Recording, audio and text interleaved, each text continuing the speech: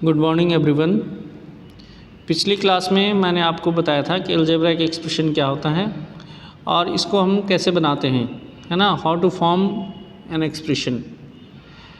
Today we are going to learn what are the practical use of expression in daily life, what are the usages of expression in our daily life.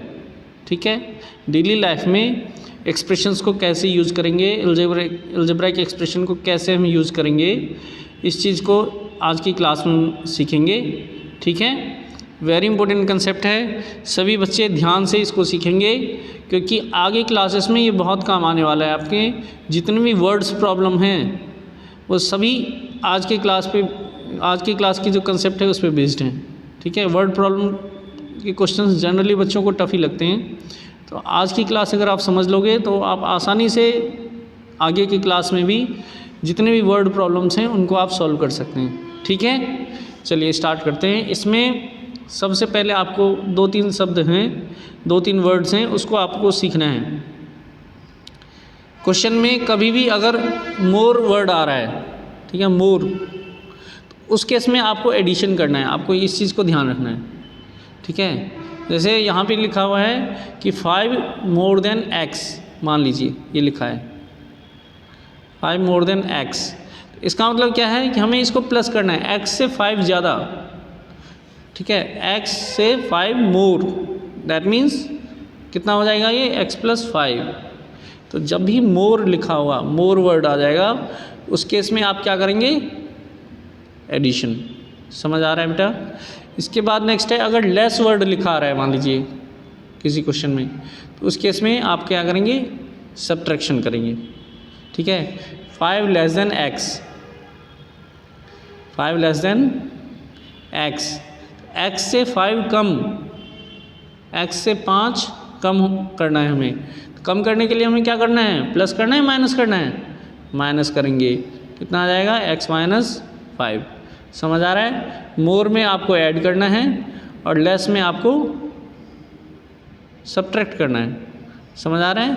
अगर मोर लिखा होगा question में तो आप क्या करेंगे, addition, और less लिखा होगा तो क्या करेंगे, सब्ट्रैक्शन। इसी तरह से क्वेश्चन में कभी कभी लिखा जाता है टाइम्स, तो टाइम्स अगर लिखा हुआ आएगा तो हमें क्या करना है, मल्टीप्लिकेशन। जैसे 5 times of x, 5 times of x, इसका मतलब क्या हो जाएगा, 5 × x, this is equal to 5x। I hope आपको समझ आ गया होगा। ये तीनों ही वर्ड वेरी इंपॉर्टेंट हैं और बार बार क्वेश्चंस में यूज़ होते हैं। अगर इन तीनों वर्ड्स को आपने समझ लिया तो आपके लिए क्वेश्चन आसान है फिर।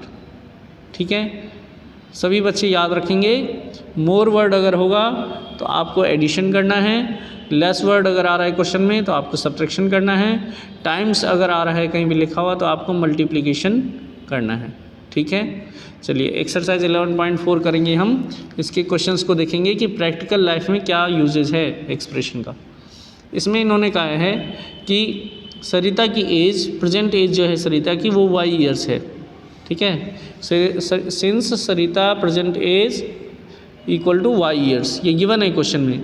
फिर उन्होंने पूछा है फर्स्ट पार्ट में, what will be her age 5 years from now, आज से 5 साल बाद उसकी एज कितनी होगी। तो आज आप मान लीजिए 10 साल के हैं, तो 5 साल बाद आप कितने ईयर्स के हो जाएंगे, 10 + 5 15 ईयर्स के हो जाएंगे। दैट मीन्स हमें ऐड करना पड़ेगा। तो क्या आएगा इसका answer, her age 5 years from now. From now का मतलब होता है कि आज से 5 साल बाद। ठीक है, her age 5 years from now equal to y + 5 years. Second part में इन्होंने पूछा है, what was her age 3 years back, 3 साल पहले उसकी एज कितनी थी। तो जैसे आज आप 10 साल के हैं तो 3 साल पहले आप कितने साल के थे, कैसे कैलकुलेट करोगे, माइनस करना पड़ेगा, 10 - 3, 3 साल पहले आप 7 ईयर्स के रहे होंगे। इसी तरह से ये y ईयर्स की है तो 3 ईयर्स बैक, हर एज 3 ईयर्स बैक, तो अभी ये y ईयर्स की है तो 3 साल पहले क्या हो जाएगा, y - 3, माइनस कर देंगे। ठीक है, बैक में माइनस और फ्रॉम नाउ में प्लस। फ्रॉम नाउ मतलब आगे की एज हमें बतानी है, तो आगे की एज के लिए प्लस करते हैं, और बैक मतलब पीछे की एज निकालनी है, प्रीवियस एज। समझ आ रहा है? 4 years एगो ऐसे भी लिखा होता है कभी कभी कि what will her age 4 years ago, that means 4 हमें माइनस करना पड़ेगा उसमें से, ठीक है। और फ्रॉम नाउ अगर होगा तो हम क्या करेंगे, प्लस करेंगे। इतना समझ आ रहा है? चलिए, इसके बाद क्वेश्चन में थर्ड पार्ट में लिखा है कि Sarita's grandfather age 6 times her age, ठीक है। क्या लिखा है इसमें? 6 times हर एज। तो what is the age of her grandfather? Her grandfather age equal to 6 times of her present age, ठीक है। क्वेश्चन में क्या लिखा है कि सरिता के जो ग्रैंडफादर हैं वो सरिता के एज के 6 times हैं। अब आप यहाँ देख रहे हैं कि यहाँ टाइम्स आया है, और मैंने बताया था कि जब भी टाइम्स आता है तो हमें क्या करना होता है, मल्टीप्लिकेशन, ठीक है। तो हम क्या कर देंगे, कितना आ जाएगा इसका answer, 6 into y equal to 6y years. I hope आपको समझ आ रहा होगा, बहुत ही सिंपल है, ठीक है बेटा। चलिए नेक्स्ट पार्ट हम देखते हैं। इसमें लिखा है grand mother is 2 years younger than grandfather. अब यंगर मतलब छोटा होता है और एल्डर मतलब बड़ा होता है, ये याद रखना है आपको। आपका कोई छोटा भाई बहन है तो उसको हम बोलेंगे यंगर ब्रदर सिस्टर, और कोई बड़ी बहन है, बड़ा भाई है, तो उसको बोलेंगे एल्डर ब्रदर और एल्डर सिस्टर। समझ आ रहा है? छोटे को यंगर और बड़े को एल्डर बोलते हैं। अब इन्होंने लिखा है कि ग्रैंड मदर जो है वो क्या है, 2 years यंगर देन ग्रैंडफादर। इसका मतलब क्या हुआ कि उसकी जो ग्रैंड मदर है वो ग्रैंडफादर से 2 साल छोटी हैं। तो हमें बताना है what is the grandmother's age. So her grandmother's age is equal to, क्या लिखा है यहाँ पे, 2 years younger than grandfather. Younger मतलब छोटा होना होता है, तो छोटा जब हमें कम करना है, छोटा करना है हमें, तो हम माइनस करेंगे प्लस करेंगे, है ना। किसी नंबर को छोटा करना है तो माइनस करेंगे या प्लस करेंगे? ऑब्वियसली माइनस करेंगे। तो क्या आ जाएगा यहाँ पे, 6y - 2। 6y क्यों आ रहा है? क्योंकि 6y किसकी एज है, उसके ग्रैंडफादर की। उसके ग्रैंडफादर की एज मान लो 60 years है, तो उसकी ग्रैंड मदर की एज कितनी होगी, 60 - 2 58 years की होगी। तो अब उसके ग्रैंडफादर की एज 6y years है, तो 6y - 2 कर देंगे तो किसकी एज आ जाएगी, ग्रैंड मदर की, ठीक है बेटा।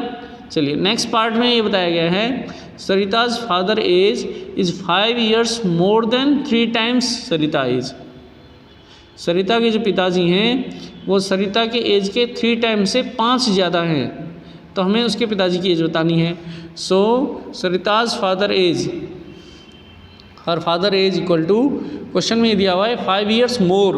अब मोर में मैंने क्या बताया था आपको, क्या करते हैं मोर में, प्लस करते हैं, और टाइम्स, मोर और टाइम्स दोनों ही वर्ड आ रहे हैं, समझे। ये हर एक क्वेश्चन में आता ही है, आपको याद रखना है, मोर लेस एंड टाइम्स, ठीक है। मोर आएगा तो प्लस करेंगे, लेस आएगा तो माइनस करेंगे, और टाइम्स आएगा तो मल्टीप्लाई करेंगे, ठीक है।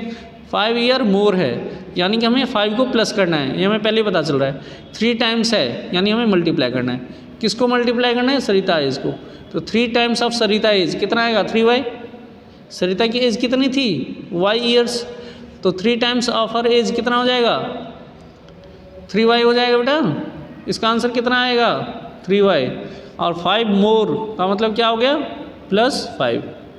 तो उसके पिताजी की एज कितनी आ जाएगी, 3y + 5 years, ठीक है। समझ आ रहा है सबको? मोर की वजह से हमने +5 कर दिया है, 5 year मोर लिखा हुआ है, दैट्स वाई वी ऐड 5।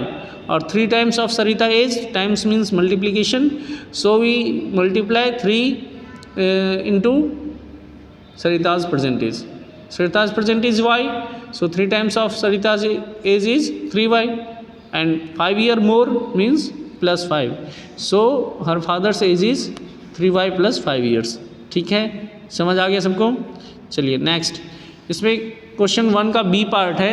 इसमें इन्होंने कहा है कि the length of a rectangular hall is 4 meter less than 3 times the breadth of a rectangular hall, breadth of the hall. What is the length if the breadth is b meter। यानी एक hall है, उसमें उसकी जो length है वो क्या है, 4 meter less than 3 times of the breadth. This is given in the question, ठीक है। बहुत ही सिंपल है, ध्यान से देखेंगे। क्या बोला है कि लेस आ रहा है वर्ड, दिख रहा है आपको। इसमें आपको क्या करना है, माइनस, और यहाँ पर टाइम्स आ रहा है, तो टाइम्स में आपको क्या करना है, मल्टीप्लिकेशन। ठीक है, अब इसकी ब्रेथ कितनी है, b मीटर, हॉल की ब्रेथ कितनी है, b मीटर, और हमें क्या फाइंड करना है, लेंथ। तो length of the hall equal to 3 times of breadth. तो पहले 3 टाइम्स ऑफ ब्रेथ करो, कितना आएगा, क्या करेंगे, 3 टाइम्स ऑफ ब्रेथ मतलब 3 into B equal to 3b हो गया। अब ये बोल रहे हैं 4 मीटर लेस, तो लेस में हम प्लस करेंगे माइनस करेंगे, माइनस करेंगे, तो this is -4। So it's answer is 3b - 4 metre. ये m मतलब क्या है यहाँ पे, मीटर। इसका आंसर कितना आएगा, 3b - 4 मीटर। ठीक है, चलिए नेक्स्ट क्वेश्चन करते हैं। इसमें सी पार्ट में बोला है इन्होंने, एक रेक्टेंगुलर बॉक्स है, उसकी हाइट h सेंटीमीटर है। हाइट कितनी है बेटा, h centimetre. Let the height of the box be h centimetre. Then question says its length is 5 times the height. Length कितनी है, length of the box is 5 times. अब देखो यहाँ पर भी क्या आ रहा है, टाइम्स। टाइम्स में हम क्या करते हैं, multiply, 5 times of the height of box. तो 5 टाइम्स है हाइट, 5 टाइम्स में क्या करना पड़ेगा हमें, 5 into h, this is equal to 5h। ठीक है, so length of the box is 5h centimetre. Next question says breadth of the box is 10 centimetre less. Less में क्या करेंगे बेटा, माइनस। ठीक है, लेस में हमें क्या करना होता है, माइनस करना होता है। 10 centimetre less than the length. अब लेंथ हमारे पास कितनी है, 5h, 5h से 10 सेंटीमीटर कम है। So what is the answer, 5h - 10 is the correct answer. So length of the box is 5h centimetre, breadth of the box is 5h - 10 centimetre. I hope आपको समझ आ रहा होगा, बहुत ही ईजी क्वेश्चंस हैं। ध्यान से एक बार इसको देखना, पढ़ना और फिर सोल्यूशन चेक करना, आपको सब समझ आ जाएगा। ठीक है, चलिए क्वेश्चन नंबर 1 का डी पार्ट है। इसमें ये बोला गया है कि Meena, Beena and Leena are climbing the steps to the hill top. ठीक है, एक माउंटेन है, उस पर वो जा रहे हैं। Meena is at S step, Meena बीच में है, जैसे आपको यहाँ डायग्राम में दिख रहा है कि मीना जो है सेंटर में है, और बीना जो है वो मीना से आगे है, और लीना जो है वो मीना से पीछे है। ठीक है, मीना कहाँ पर है, सेंटर में है। ठीक है बेटा, समझ आ रहा है। और बीना मीना से आगे है, और लीना जो है वो मीना से पीछे है। बीना जो है 8 स्टेप आगे है, अहेड। अहेड मतलब क्या होता है, आगे होना। ठीक है, इसमें क्वेश्चन में लिखा है Meena is at S step, Beena is 8 step ahead. ठीक है, अहेड है ये, थोड़ी सी स्पेलिंग करेक्ट कर लेना यहाँ पे, अहेड है ये। ठीक है, AHEAD अहेड। ठीक है, ये करेक्ट दिस स्पेलिंग। तो बीना जो है 8 स्टेप अहेड है, किससे, मीना से। मीना से कितनी आगे है, 8 स्टेप आगे है। And Leena 7 step behind. Leena Meena से कितनी पीछे है, 7 स्टेप पीछे है। तो आगे में हम क्या करेंगे, जब हमसे कोई आगे होता है तो हम क्या करेंगे, उसको अगर हमें फाइंड करना है उसकी पोजीशन, तो हम क्या करेंगे, प्लस कर देंगे। जितना आगे है हमसे उतना प्लस कर देंगे, और कोई हमसे पीछे है तो जितना स्टेप पीछे है वो उसमें से हम माइनस कर देंगे। सेम चीज़ हमें यहाँ करना है कि मीना की पोजीशन क्या है, एस स्टेप है, मीना एस स्टेप पे है, और बीना जो है वो 8 स्टेप आगे है। तो आगे में हमें क्या करना होता है, प्लस। तो बीना की पोजीशन क्या आ जाएगी, Beena's position is S plus 8 step. और फिर लीना जो है 7 स्टेप बिहाइंड है, तो इसकी पोजीशन क्या आ जाएगी, एस माइनस 7 स्टेप्स। लीना की स्टेप क्या आ जाएगी, एस माइनस 7 स्टेप। बीना की पोजीशन आ जाएगी एस प्लस 8 स्टेप्स, लीना की पोजीशन आ जाएगी एस माइनस 7 स्टेप्स। ठीक है, इसके बाद ये क्वेश्चन में कहा गया है कि the total number of steps to the hill top is 10 less than 4 times of what Meena has reached, then express the total number of step using S. अब इन्होंने कहा है कि टोटल नंबर ऑफ स्टेप हमें फाइंड करना है। तो आप यहाँ देखेंगे कि total number of steps question में क्या गिवन है, 10 लेस में क्या करेंगे, माइनस करेंगे कि प्लस करेंगे, माइनस करेंगे। और इसमें बोला है 10 less than 4 times Meena's step, तो टाइम्स आ रहा है, टाइम्स में क्या करोगे, मल्टीप्लाई। तो 4 टाइम्स ऑफ मीना स्टेप्स कितना आएगा, 4s, है ना, क्योंकि मीना की स्टेप कितनी है, ऐसे स्टेप है, इन्होंने कहा है 4 टाइम्स तो 4s हो गया। और फिर बोला है 10 लेस यानी 4s minus 10 steps. This is the answer of total steps. I hope आप सबको समझ आ गया होगा। इसके बेसिस पे आप एक्सरसाइज 11.4 कर सकते हैं। किसी बच्चे को कोई प्रॉब्लम अगर आता है तो आप कमेंट सेक्शन में मेंशन करेंगे, ठीक है, फिर मैं इसका सॉल्यूशन सेंड करूँगा। ठीक है बेटा, थैंक्स फॉर वॉचिंग।